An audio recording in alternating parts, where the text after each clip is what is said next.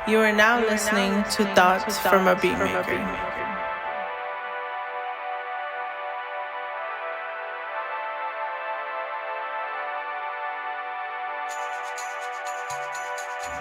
Welcome to episode 4 of Thoughts from a Beatmaker. This one is a biggie. Attention is a drug. It's the new drug. It's the new epidemic, I would say. Right?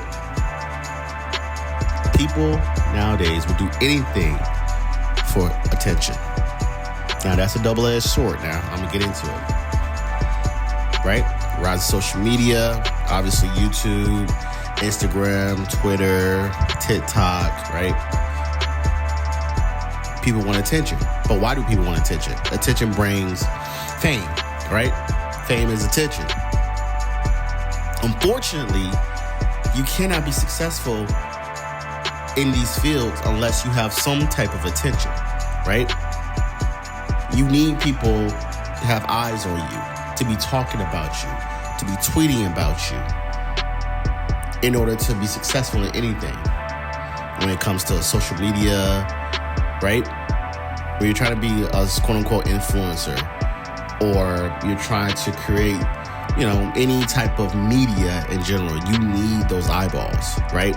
So attention is almost like the new crack epidemic, right? Because, a lot of people say, I do art for just the art, regardless of if nobody likes my stuff, I'm still an artist. That is true. But the other side of that is once people actually look at whatever product you put out and says, man, this is actually really good. Oh my God, I can't believe this is so awesome. I'm so lucky that I found this. Oh man, you did such a wonderful job.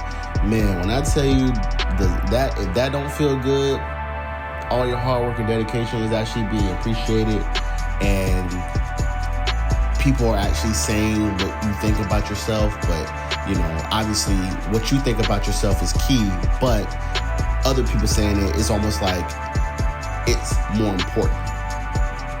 And when I say that's almost like your first hit of whatever drug you're trying to take, man, woo, trust me, I've felt that euphoria before, and it is a doozy. And what ends up happening? You're looking for your next fix, right? You're putting out projects, you're putting out media, you're putting out all types of things, and you're waiting for that next hit or that next person to come through and be like, yo, this shit is dope. This is awesome, right? That next dopamine fix, right? But some people get addicted to that. You see it all the time. You see it with these people that come out of nowhere.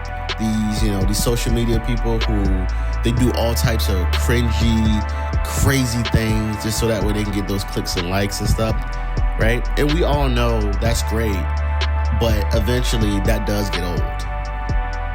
But in the moment, to them, it's not, man. This is the best thing, right? Because if it's not you, somebody else is going to do it. But then it also goes into deadly fields. People have done things, have killed people mistakenly or on purpose for this drug. Again, this is the new epidemic.